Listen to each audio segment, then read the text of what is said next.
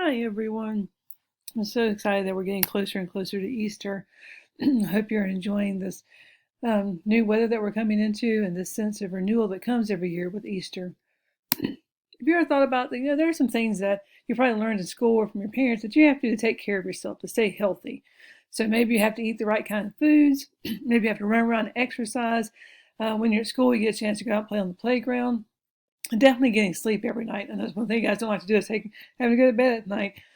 But you've heard over and over again how important it is to do all these things to take care of your body to stay healthy. Well, there's also the health of our soul as well and our relationship with God and through Jesus. And that's part of what we want to talk about for today is this idea of a conversation, a message, and lessons that Jesus was teaching through what we call the Last Supper. And now we call it the Lord's Supper when we have communion at church. So let's see what we can learn today's lesson.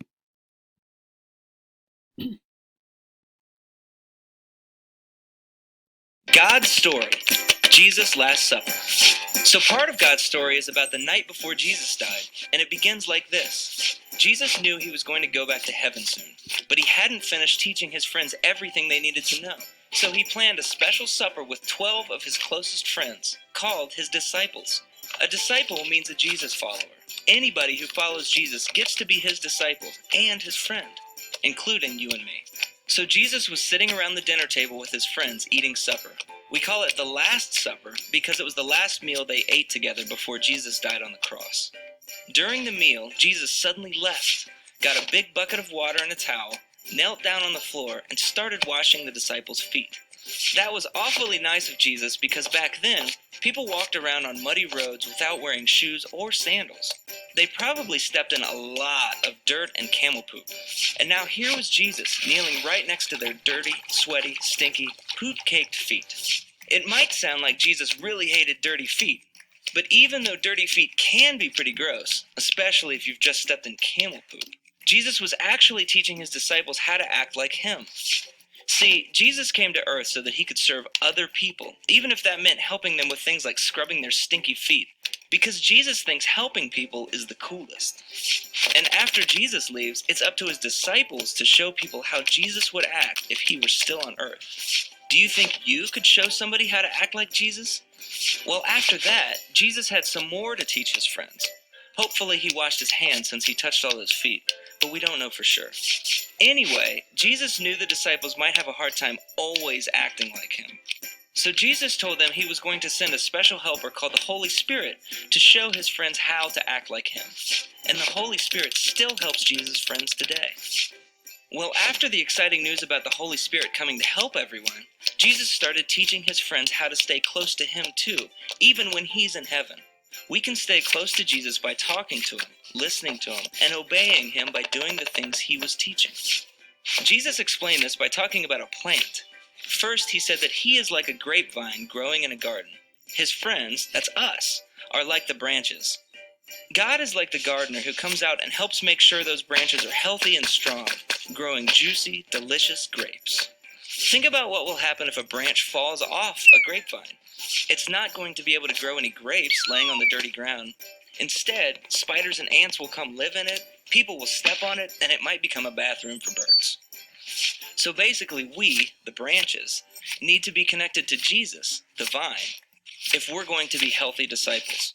That means we should talk to Jesus, listen to him, and obey him, even when we don't feel like it. We have to stay close to Jesus to be his followers. After all this garden talk, Jesus wanted to make sure the disciples knew how to pray. So he prayed and showed them that prayer is really just talking to God. Remember, kids, Jesus loves all of us so much that he wants us to stay close to him, just like his disciples. Staying close to Jesus doesn't just mean knowing stuff about him. It means knowing him like a friend by talking to him, listening to him, and showing that we love him by obeying what he teaches. And that's the story of Jesus' Last Supper.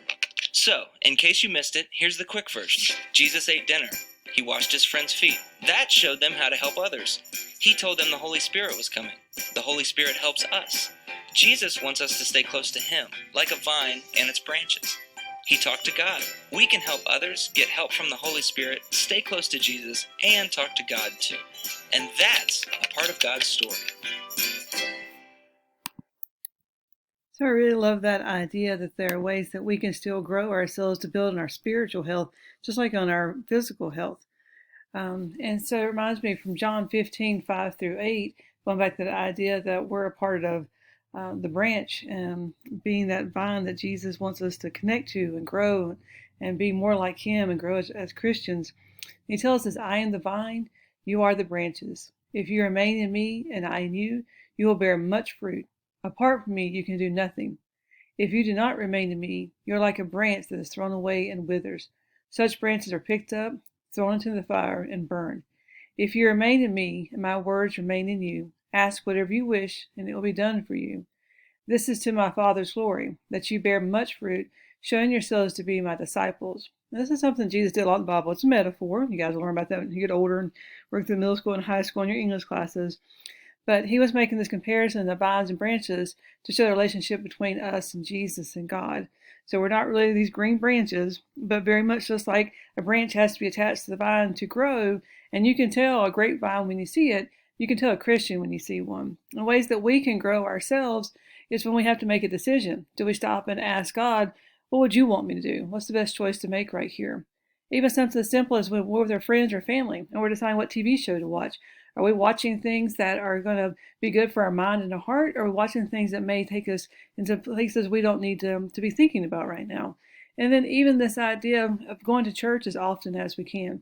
There's something very special and unique about being with other believers, being there for the songs and the prayers and the sermon, and just feeling that Holy Spirit that we heard about in the story. So being in church as often as you can. All those things are type of things that we do to build our spiritual health to be closer to God. So let's think about that with our song today, about how once we've got that relationship, how it impacts us and how we feel as Christians.